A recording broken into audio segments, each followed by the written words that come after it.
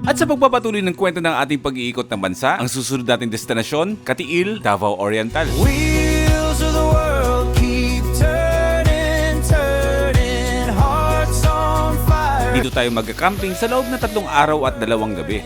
Boy, first time chasing sky so wide. Dadaanan natin ang Magpong Falls, bayan sa Davao Oriental na may pinakamaliit na komunidad. Every turns right.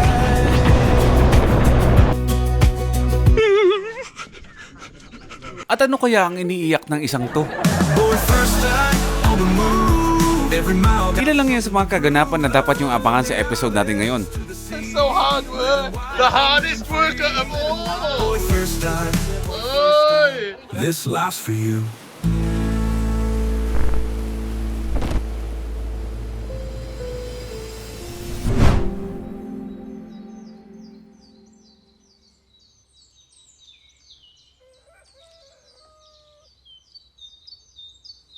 Sa bawat tilaok ng manok at sikat ng araw sa bagong bayan, panibagong araw na naman para magpatuloy.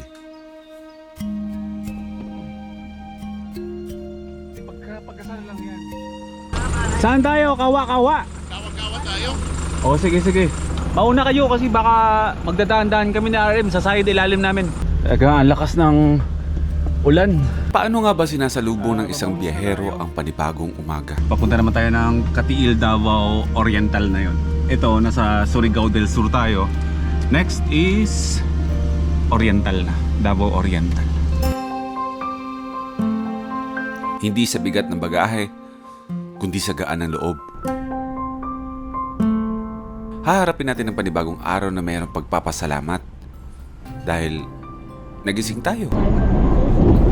May mga ano ngayon, may mga pago. At ang mahabang mga kalsada, nag-aantay sa atin. And welcome back to another van life episode. Bago tayo tumulak papuntang Katiil, meron muna tayo isang dadaanan. May papasukin lang muna tayong lugar na ngayon lang natin din mapupuntahan. Yung tinatawag na Kawa-kawa. Iwanan ang pagod ng kahapon at ang sikreto ng pagtanggap na hindi lahat ng daan ay patag. Kawa-kawa sa awog. Bawat liko ng manibela natin may kwento. Buksan ang mga isip natin sa mga bagong mukha at kultura. Bro, ano yung awog? Ano ibig sabihin ng awog po? One sir, kanang sa kamayo gani nga sinudian. Kamayo man sila ka bislig, sapa. Sapa. Okay, nandito na tayo sa Kawa-kawa sa awog na ang ibig sabihin ng awog ay sapa. At dito ay free wifi. Oh, taray, di ba? Saka nakakita ng may palibreng wifi. At dito nakikita natin, kaya ang dami-dami palang award na napapanalunan, natatanggap ng lugar na ito. Ayun, no? First place, second place, first place, first place. So, titignan natin kung bakit ang dami nilang award.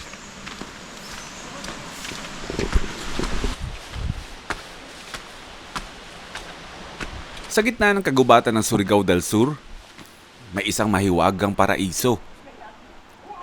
Kawa-kawa sa awog kung tawagin. So, kaya siya tinawag na Kawa-kawa dahil yung itsura ba niya para siya mga kawa-kawa. Hindi ko alam kung man-made ba yan o talagang sadyang ganyan. Tapos Dito, ang mga naglalakihang bato ay hinubog na ng panahon upang maging natural na mga kawa. At ang tubig, malakristal ang linaw. Malamig. Pero nagkataon lang kasi na wala masyadong pag-ulan-ulan dito sa Surigao. Kaya hindi ganun kalinaw ang tubig. Nagkataon lang. pag tumatalong kayo, umaabot kayo sa ilalim? Hindi maabot? Lalim? Ako takot ako sa heights eh, lalo na mga ganito, yung mga ganyang itsura. Yung mga nakahang. Pero sige, tatry natin. Wait. Kasi iba yung takbo ng isipan ko bro pag ganyan. Feeling ko yung inaapakan ko yun yung bibigay o. Paano mo nga ba harapin ang takot sa mataas na lugar? Kailangan natin yakapin yung kabay. Dahil sabi nila, ang pinakamagandang tanawin sa buhay ay para lang sa mga nangahas na umakyat. Uy, wag ka muna na. Wag ka muna. Hanggang dito lang. Hindi ko kaya pumunta dyan. Ayoko. Ayoko. Natakot ako sa ganyan. Ayoko. Dumaba ang ating gulong. Ngayon kailangan natin maghanap ng vulcanizing para mapa-vulcanize to.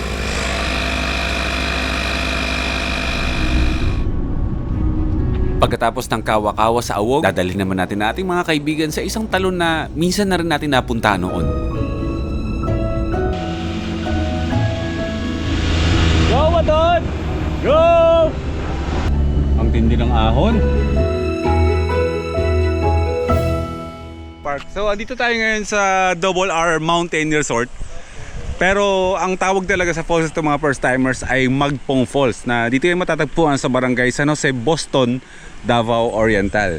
Bro, hindi ka. Napakaganda ng pinagparkan natin. Hindi sa akin pala. Risk taker.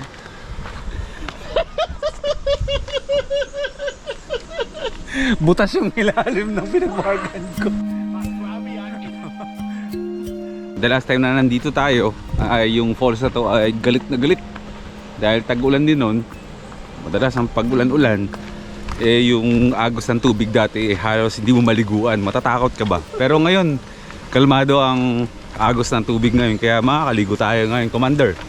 Dati, pwede papunta yung sakayan mo diretso sa falls. May picturean ko. Ano nangyari? Wala na. Kasi dahil sa tubig, na bago, no? Narinig mo na ba ang tungkol sa Magpong Falls? Ang talon na ito ay matatagpuan sa Boston, Davao Oriental, ang pinakahuling bayan bago mag-Surigao. Hindi na, mahirap na ipasok ang sasakyan dito. Napakalinis ng tubig ngayon, no? Pero dati, grabe yan, galit na galit yung tubig dyan ba? Hindi ka makalapit. Labig po, malamig tubig? Yan, nililiguan natin to.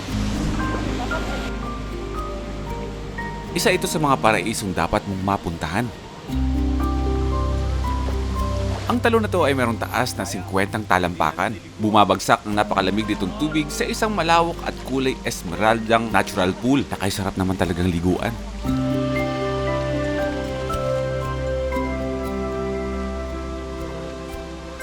At ang pinakamaganda pa dito, napakadali lang itong puntahan. Ilang minutong lakad lang ito mula sa highway. Libre lang dati dito. Pero ngayon, may entrance na 20 pesos. Kung naghahanap ka ng payak, tahimik, at birheng ganda ng kalikasan, i-add mo na ang Magpong Falls sa iyong Mindanao bucket list.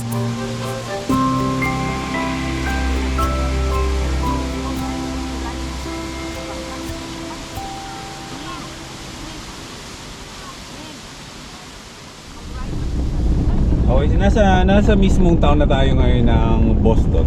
Ang bayan na merong pinakamaliit na populasyon. At pwede nating sabihin na itong bayan na to na maliit na bayan, parang ngayon pa lang possible yung mga negosyo dito. May pagka late bloomer ang lugar.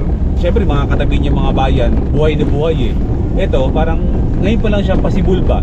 As a town na masagana, maingay sa mga kaganapan. Sa napakaliit na bayan na ito, meron lamang itong 12,000 na populasyon, kaya malayo sa ingay at polusyon ng lungsod. Okay, abante na tayo. Isang oras na lang at katiil na tayo. Pinag-isipan kasi namin kung pupunta kami ng palengke ba or mas okay na mamili kami ng mga lulutuin namin for ilang days. Ilang beses na kasi tayo napunta ng Katiil. Ang mga lokal dito ay namamalengke talaga sa mga talipapa. Kasi yung mga isda galing sa talipapa, yun mismo yung mga isdang galing sa karagatan. So mas mura-mura doon. 3:40 ng hapon. Bili muna tayo ng mga isda dito sa talipapa. Bro, welcome back to Katiil. Welcome back. Baka na-miss mo. Ano nga daw ang isda to? Ulo, masarap ano to ah. Masarap paksiwin, no? Paksiw. Mukhang fiesta dito. Yun nga pala, kaya pala may nag-i-invite sa amin ng dinner dito kasi fiesta nga pala dito. Pwede tayo mamaya maggala dyan sa gabi? Pwede. Para gano'n tayo ba, magperya-perya, no?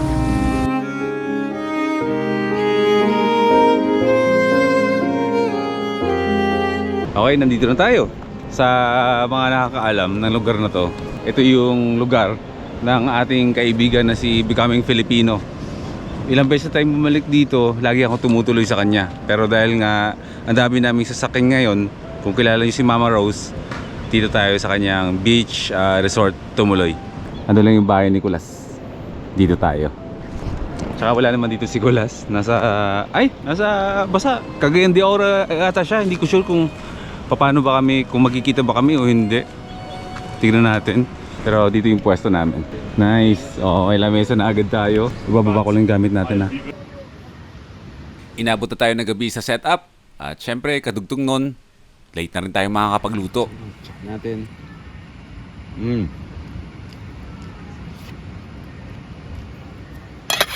Pwede na. Magprito na tayo ng galunggong.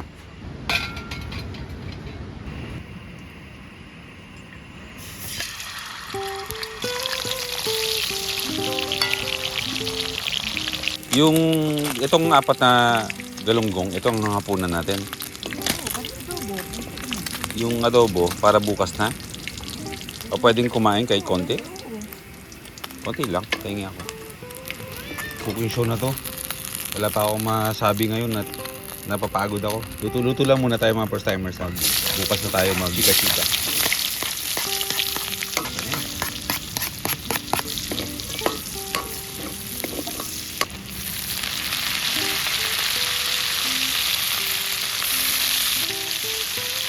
Ito yung lutong hanggang ngayon ay hindi ko ma-perfect. Pero hindi ko alam kung hindi ko siya ma-perfect o hindi lang pasado. Yung ibang luto, madali gawin. Yung adobo, ang medyo mahirap gawin kasi dapat pantay yung alat at yung asim niyan.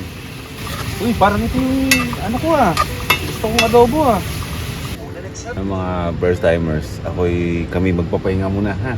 Bukas na lang natin ituloy yung ating kwento dito sa Katiil. Kasi nga, kanina pa ako excited matulog talaga. Actually kanina tinuloy ni Presya yung pagluluto ko. At tutulog na ako dito sa lobby. Ginising lang ako para kumain. So bukas na lang. Sulitin ko yung chance na makatulog sa ng mabuti ba. Maganda yung weather, hindi naman uulan, tapos malamig ngayon. So matutulog tayo, may kumot ngayong gabi. Bukas na lang pagising. Good night naman sa inyo lahat.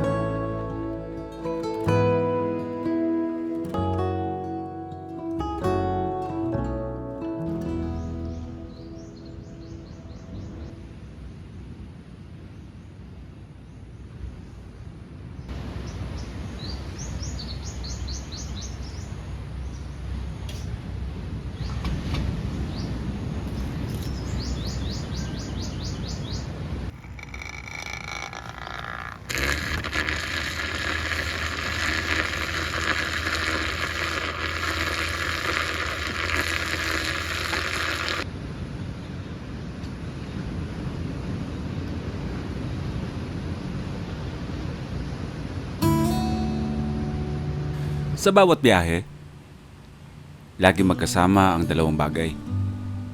Ang pagod at ang saya. Yung puyat sa daan, mabigat na mga daladalahin, at mahabang antayan, lahat yan. Ramdam yan ng katawan mo. Talaga naman yung kaibigan ko. Umalis kami, pareho kami taga Luzon, hindi naman naggaganito to doon. Ngayon. 5,001. Wow! 8,002. Pero naman sa sandaling marating mo na ang iyong destinasyon, sa oras na masilayan mo na yung gandang mundong nilalakaran mo o nilalakbay mo, biglang magbabago ang lahat.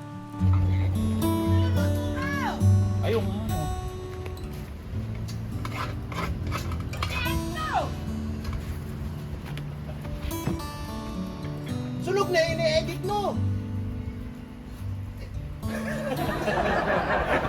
Pagod, puyat, yung bigat, napapalitan ng tibok ng puso na puno ng tuwa. At alam natin na sa bawat takbang natin, merong saysay, di ba? Hindi ko alam kung bakit.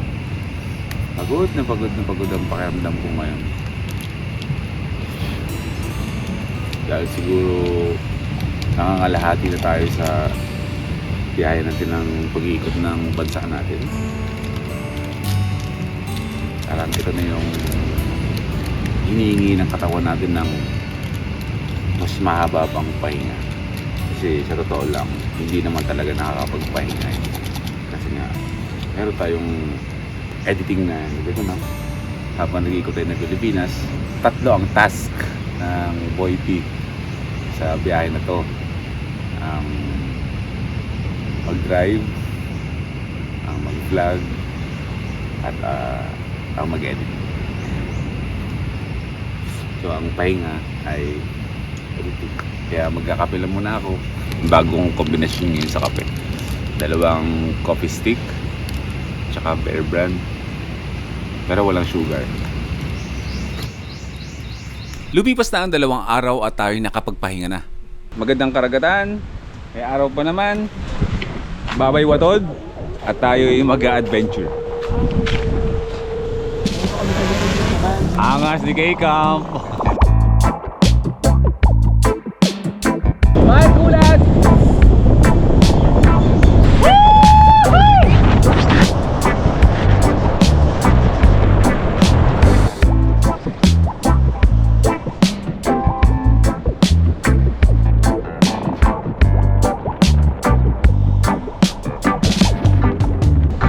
Para, hindi lang mi, manaog na mi. Okay, wait. Hindi pa. Ay, hindi pa. Wow, kay kampiyan. Wow, ganda nga no. Bakit hindi sinabi agad ni Commander D? Pinagdadamot. Sa tabi ng karagatan, may mahabang ilog dito na dito matatagpuan ang palaisdaan ng ating kaibigan na si Commander Daot. Ulit naman po ang ating pinagdaanan. Dito na tayo. Halika na. Ayoko. Bakit? Iwan ka dito? Tatawid tayo.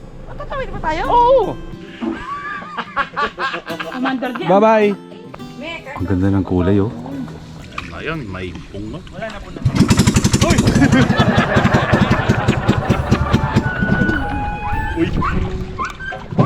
Kami po ay nasiraan ng motor. Makakatawid na po sa kabila pero hindi po rin po na-under yung motor namin. Original pa yung motor. Yung bangka hindi, pero yung motor original Ikot pa. yan?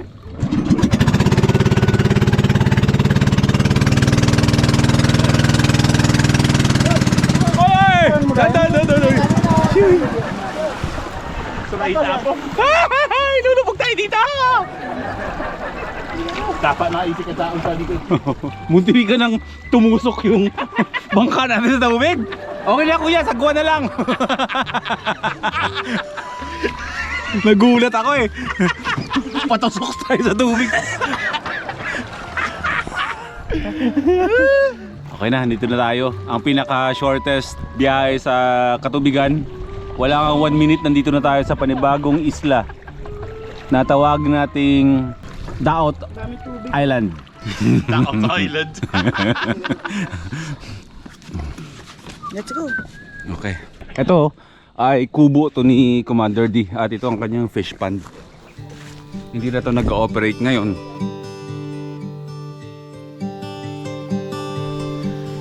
Napakagandang fish pond. Napakaganda ng spot ng fish pond. Pero merong malungkot na kwento.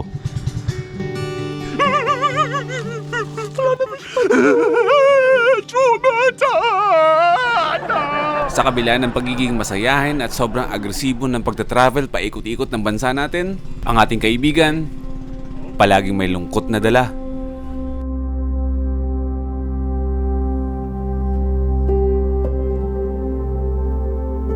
Nang lumipat siya ng Pilipinas, dito niya nahanap ang bagong simula, isang saganang palaisdaan. 5 bangag pero 4 lang yung may isda.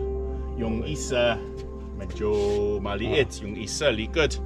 Yung isa dito yung catching pond. Tapos may 2 malaki. Ito ang naging puso ng kanyang kabuhayan at pag-asa para sa pamilya at para sa mga lokal na kasamahan.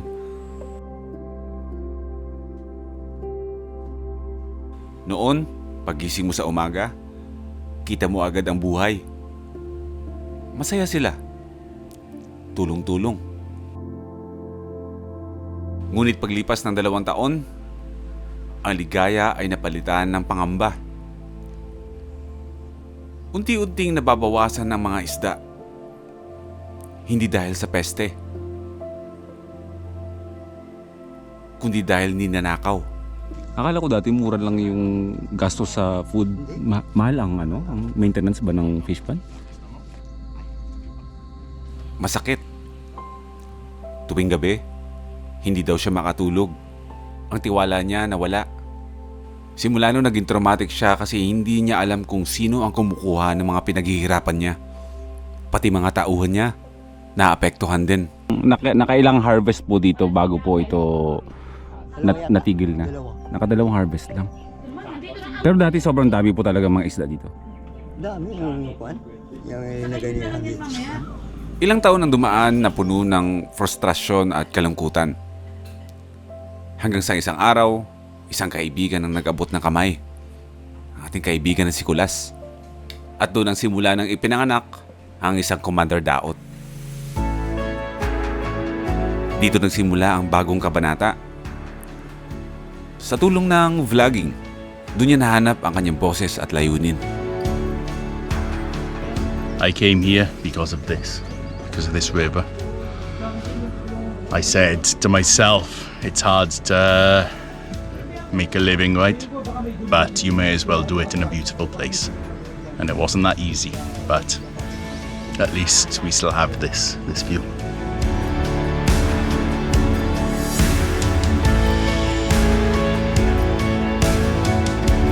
Ang tunay na kayamanan ay hindi lang sa ilalim ng tubig, kundi sa lakas ng loob na bumangon muli.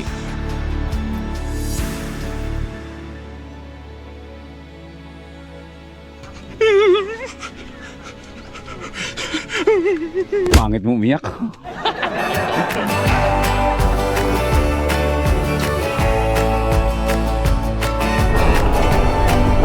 Palengke time. Ano to? Ba't nagmamadali tayo? Cornfield! Sino gusto ng trivia? Ayoko na. Ayaw nyo na? Ayaw mo? Ayaw nyo? Ayaw nyo? Trivia, go, go, go. Ikaw bro, gusto mo yung trivia ko? Sige, hindi ko pa naririnig. Hindi mo pa narinig? Oo. Ikaw bro? O sige, para kay Ili. Kasaganaan nung ng cornfield, biglang dumilim yung panahon. Sobrang dilim, tapos parang babagsak talaga siya kasi masama yung panahon. Madilim na, nagbabrown na ganyan-ganyan hanggang sa ulan ng kulay brown. Siyempre tumama sa cornfields. And then yun, humalo sa mais. And then poop! It became Coco Crunch. Kala ko kamid lahat, tapos magiging popcorn. Hindi, Coco Crunch tayo. Siguro next next story. Napakabilis mo magpatakbo. Commander, grabe, sobra. Ganun ka talaga magpatakbo? Kala ko nasa Nueva Vizcaya na kami, binalik mo kami. Tayo, okay. Kasi basta na yung kay Commander. Oh, sige. Ikaw na mag-decide. So, nandito ulit tayo ngayon sa palengke, kung saan tayo namalengke nung unang dating natin dito sa Katiil. Kasi huling gabi natin ngayon dito, kasama natin si Kumar. Mamaya, distraction. Mamayang gabi, magsasama-sama tayo, kasama natin si Kumar, yung kaibigan natin. Kumbaga, get together bro. Saan pupunta? Halika muna dito. Get together natin. Get together. Okay. Bago tayo mag-part ways pagdating sa Davao. Oh. Magre-report ka muna sa misis mo, di ba? Oh. So mamayang gabi ay magsasama-sama Iyak tayo. lang kami. Ha? Iyak tayo. Walang iyakan. Ba't iiyok? Oh, sama tayo bukas. Kaya nga, papunta kang Davao. Ah. Kasi Carmen lang kami. Ikaw Davao na, di ba? Tagum ko. Ah, sa Tagum ka. Oh, so mas mauna ka. Okay. So mamayang gabi, magsasama-sama lang kaming lahat para syempre banding na rin din 'yon kasi syempre mga kaibigan natin dito, dala din natin yung mga kaibigan natin from Luzon, ngayon magkakaibigan na. So parang simpleng get together lang, simpleng hapunan lang para Iyak vlogs. walang iyak vlogs. Hindi ko matapos-tapos yung sinasabi ko dahil ang gulo mo. At para sa huling gabi natin dito sa Katiil, dito tayo sa bahay ni Becoming Filipino maghahapunan.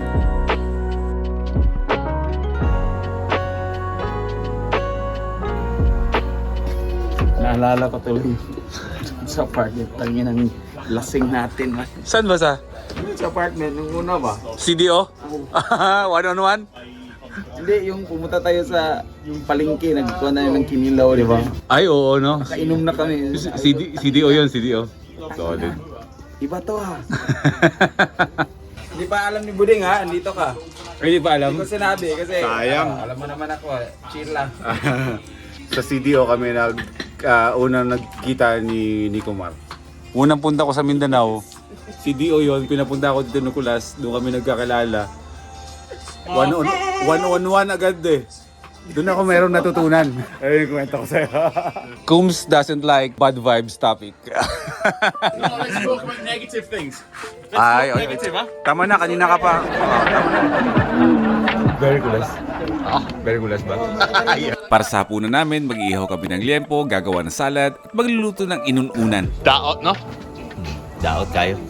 Inununan, na ang tawag sa atin sa Tagalog, paksiw. Ano nga ba tawag dito? Inununan. Yan, masarap yan. With brown sugar. Namiss ko Para yan, walang bitsin. Healthy now. Buba later. At si Prisha naman ang nakatoka sa pag-iihaw ng liempo.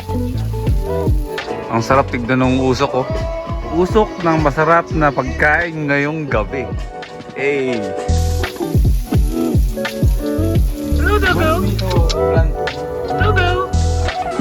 Sayang, hindi natin kasama si Kulas dito. Alam ko nasa CDO siya. So, tinatanong niya ako kung hanggang kailan daw ba tayo dito. Stay na kasi tayo dito ng 3 days. Kung ako tatanungin, kaya ko tumira dito, kaya ko magstay dito ng 1 buwan. Kaso may mga kailangan tayong gawin sa Davao. Si Watod ay kailangan ng ipaayos. Ganun din yung sasakyan ni K-Cam. My God, na-miss ko tong inununan na to, bro. Na-miss ko to. Look, ma'am, I'm cooking. I'm washing the dishes. Yan, tikman mo yan. May Alam mo yung masarap nito, yung taba. Oo, bro. Honest opinion ha. Sarap, bro. Hinaan natin yung paya. Wow, faya. Ayun.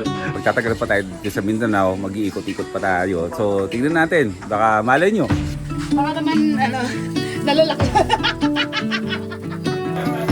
Yung inihaw ka na, nakangiti ka ba?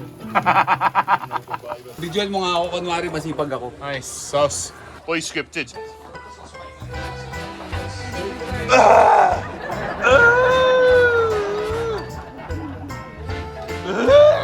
So hard work. Oh, the hardest worker of all. Oy, the food is full of sweat. Marcoom.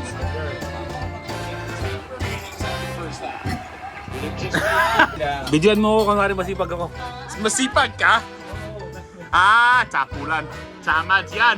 Ako, nagluto ako.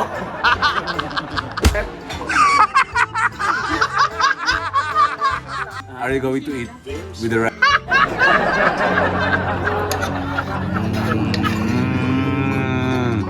Sabi nila, nakakatabang daw ng pagkakaibigan ng distansya. May kanya-kanyang mga pinagkakaabalahan sa buhay. at magkakalayo ang mga lugar. Pero alam niyo ba na tuwing magkakasama-sama kami sa isang hapunan, parang walang panahong lumipas. Hindi nasusukat ang pagkakaibigan sa dalas ng pagkikita, kundi sa lalim ng samahan. Malayo man ang pinanggalingan, basta para sa mga totoong kaibigan, laging may oras. Masarap na hapunan para sa samahang walang distansya.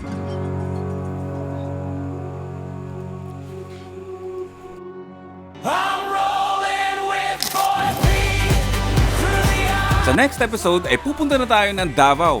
from the mouth. Kikitain ulit natin ng ating kaibigan na si Dodong Laagan. Pauwi na? Ano nangyari kay Wadod? Ikaw, bro, ang in charge sa mga gulong, di ba? Oo. Exclusive ka lang sa mga gulong. Ngayon, pakilala mo ako dun sa ano naman, sa mekaniko. Doon tayo sa ano. Oh, ikaw na naman yan, bro.